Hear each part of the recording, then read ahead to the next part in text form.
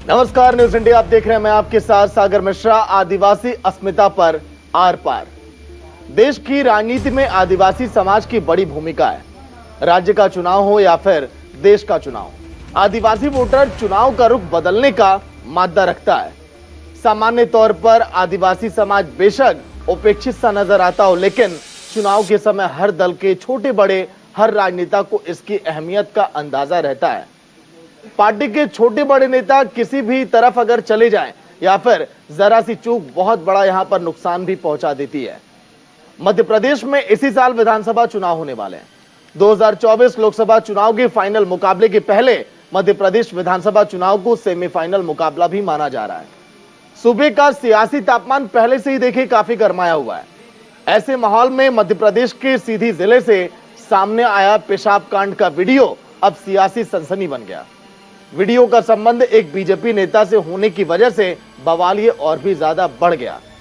मध्य प्रदेश ही नहीं बल्कि पूरे देश में इस पर अब सियासी घमासान अब छिड़ा हुआ है। पूरे देश में आदिवासी अस्मिता पर बहस अब तेज हो गई है। विपक्ष बीजेपी की शिवराज सरकार पर हमलावर है। बीजेपी नेता की इस करतूत को मनुवादी मानसिकता से जोड़कर अब देखा जाने लगा है। विपक्ष का यह आरोप है कि पूरी बीजेपी ही मूल रूप से इस मानसिकता से ग्रसित है। इस पूरे मामले में मध्य प्रदेश की शिवराज सरकार अब बैकफुट पर अब आ गई है। शिवराज सरकार की तरफ से हर संभव कानूनी एक्शन अब किया जा रहा है।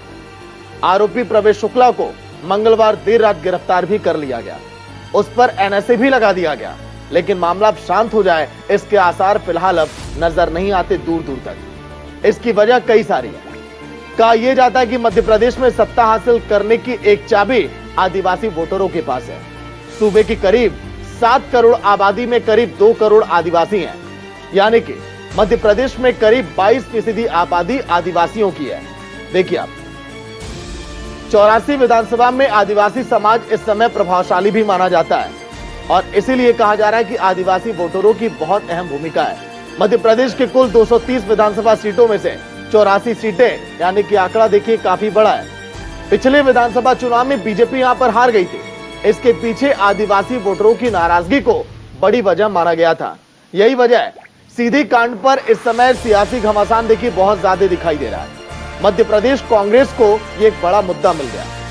पिछले दिनों पीएम नरेंद्र मोदी ने आदिवासी वोटरों का दिल जीतने की जो कारगर कोशिश की, उसका असर अब कम करने की कोशिश में कांग्रेस अब जुटी हुई नजर आ रही है। सीधी कांड को आदिवासी समाज की अस्मिता से जोड़कर अब देखा जा रहा है। आज मेरा मन मध्य प्रदेश के आदिवासी भाई बहनों के अपमान की घटनाओं से बहुत दुखी है। सीधी जिले में एक आदिवासी युवक के ऊपर भाजपा नेता का पेशाब करना वीडियो देखकर रूह कांप जाता है। क्या सत्ता का नशा इस कदर भारतीय जनता पार्टी के नेताओं पर चढ़ गया है कि वे इंसान को इंसान नहीं समझ रहे। ये घटना आदिवासी अस्मिता पर प्रहार है। ये घटना टांटिया मामा और बिरसा मुंडा जैसे महापुरुषों का अपमान है।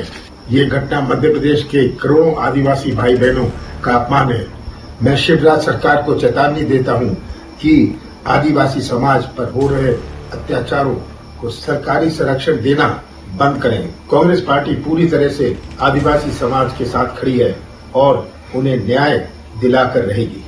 आदिवासियों के लिए दिखावे का प्रेम और जो घृणा और नफरत भारतीय जनता पार्टी के अंदर बैठी हुई है, और यही कारण है कि जब जब आदिवासियों पर अत्याचार होता है बीजेपी के नेताओं के नाम होते हैं। चाहे नेमावर हत्याकांड की बात हो, चाहे नीमच के अंदर की बात हो, चाहे कई जगह आप देखते हैं कि सिर्फ भारतीय जनता पार्टी के नेता आदिवासियों के साथ इस तरह का जघन्य अपराध करते हैं और उस अपराध को संरक्षण देने का काम सीधे सीधे प्रशासन और बीजेपी करती है।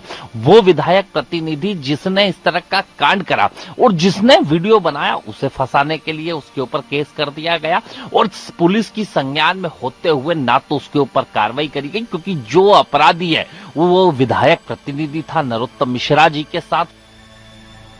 देखिए, बहुत ही गंभीर मामला है और ये भारतीय जनता पार्टी की मानसिकता बतलाती है कि आदिवासियों के साथ ये किस तरीके का व्यवहार करते हैं।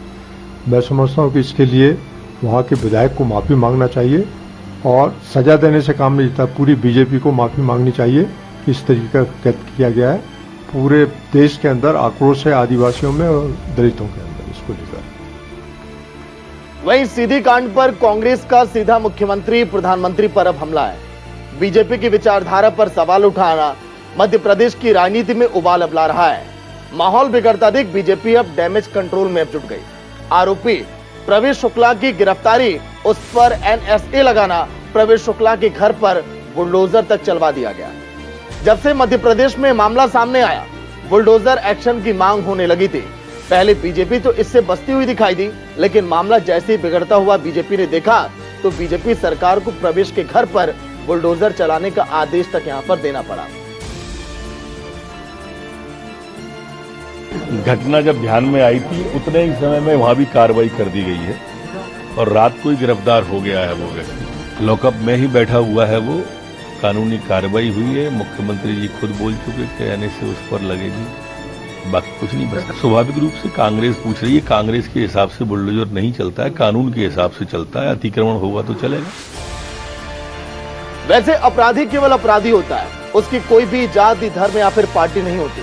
मध्य प्रदेश के सीएम शिवराज सिंह चौहान ने अपनी पहली प्रतिक्रिया में ये बात साफ कर दिया। उन्होंने कह दिया था कि आरोपी को ऐसी सजा दी जाएगी जो कि उदाहरण बने। सरकार किसी भी कीमत पर आरोपी को बख्शने वाली नहीं है। मानवता को उसने कलंकित किया है,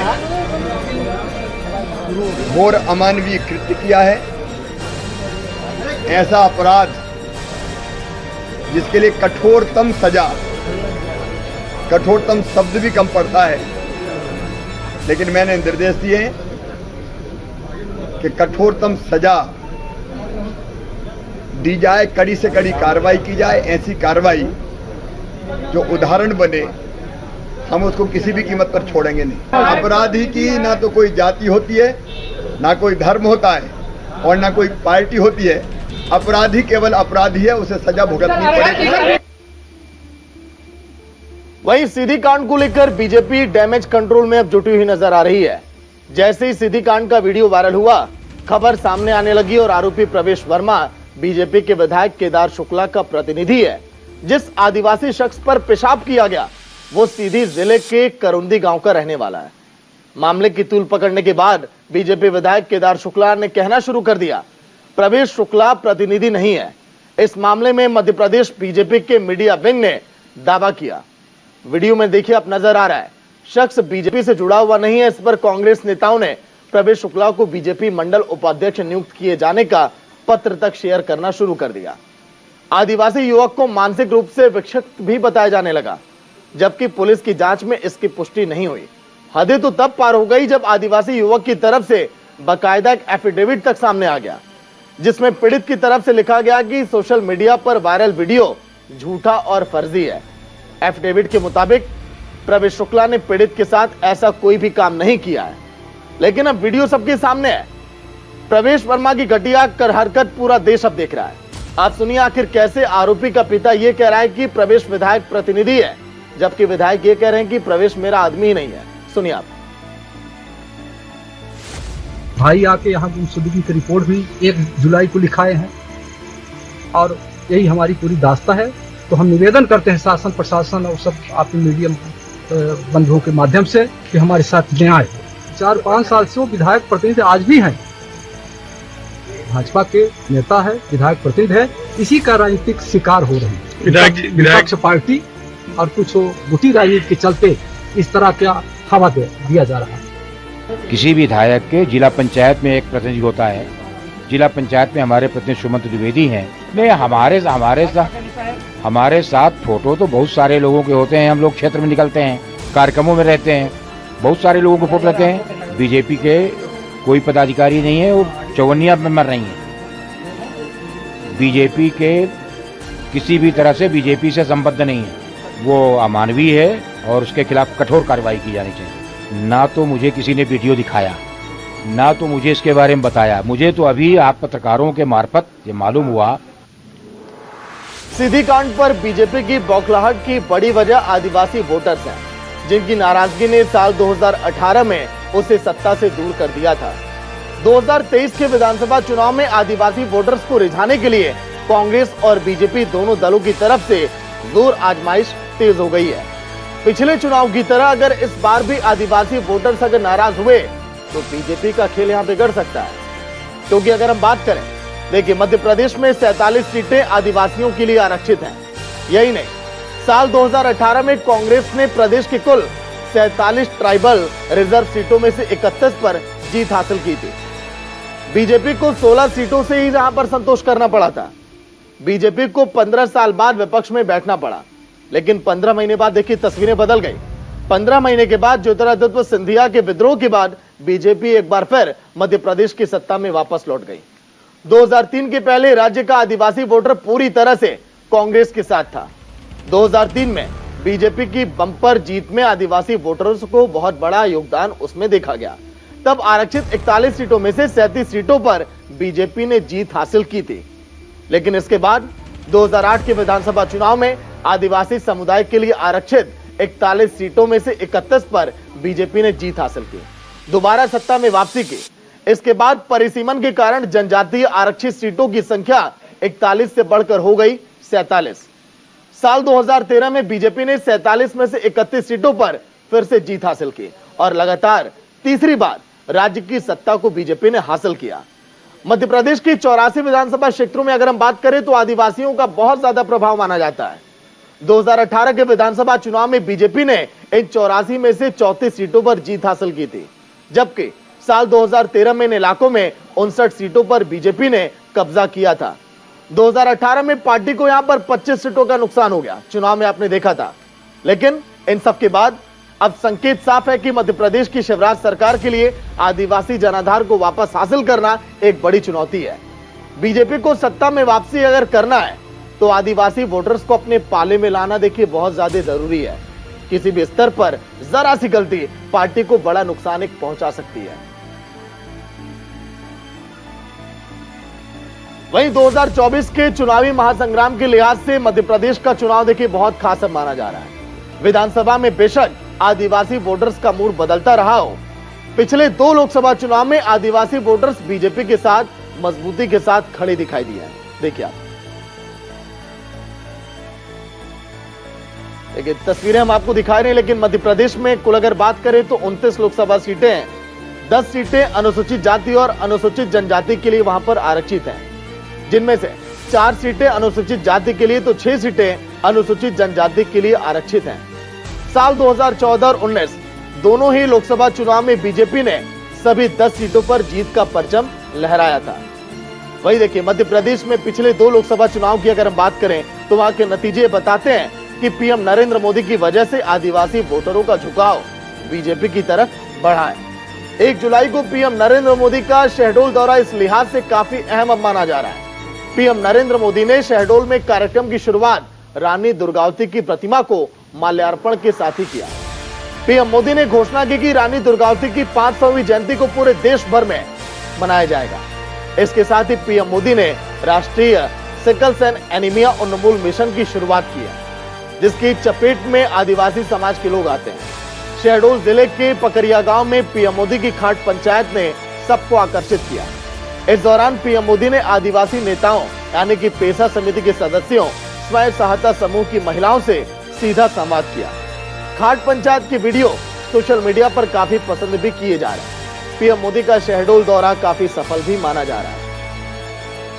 लेकिन बीजेपी के लिए सही माहौल बन ही रहा था कि सीधी कांड का वीडियो सामने आ गया। पीएम नरेंद्र मोदी ने जो मेहनत की उस पर पानी फिरता हुआ दिखाई दे रहा है। विपक्ष मामले को राष्ट्रीय मुद्दा बनाने में कोई कोर कसर नहीं छोड़ना चाहता है। इस मसले पर राहुल गांधी की प्रतिक्रिया भी सामने आई है, सुनिए आप।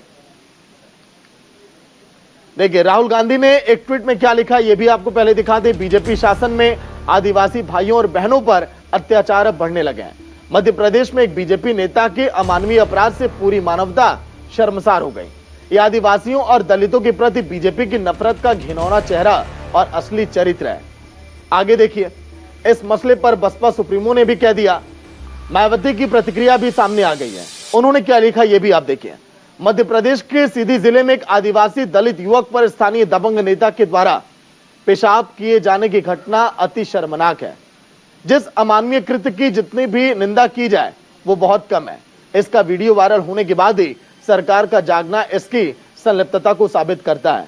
ये भी अति दुखद है। वहीं सीधी कांड को लेकर देखिए विपक्ष बीजेपी पर लगातार हमलावर है।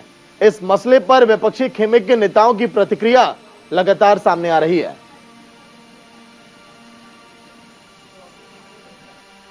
एक आदमी नहीं, उनका नाम प्रवेश शुक्ला है। वो भारतीय जनता पार्टी से जुड़े हुए हैं, भारतीय जनता पार्टी के एक सदस्य हैं और वो बिल्कुल जो हरकत हुई है वो शर्मनाक है, दर्दनाक है और निंदनीय है। और आप ये सोच सकती हैं कि जब से भारतीय जनता पार्टी सत्ता में आई है और उनकी बढ़ोतरी हम होते हुए देख रहे हैं, वो इसी विचारधारा से आई है कि जो लोग कमज़ोर हैं उनको और कमज़ोर करो, जो लोग कमज़ोर हैं उनको सम्मान ना दो, इस तरीके से उनकी बेइज्जती करो। और वो आदमी आपसे क्या मांग रहा था? अपने लेबर के काम, मेहनत के पैसे आपसे मांग रहा था और आपने इतनी अकड़ दिखाई है। तो ये जो सत्ता की अकड़ है, सत्ता का सोच है कि मार्जिनलाइज को और मार्जिनलाइज करें, उनको तंग करें, उनको दिक्कतें दें और उनको और दुख दें, ये उनकी विचारधारा का एक उदाहरण है। और इनके साथ तो वो स्ट्रिक्टेस्ट पनिशमेंट होना चाहिए जो लॉ परमिट करता है।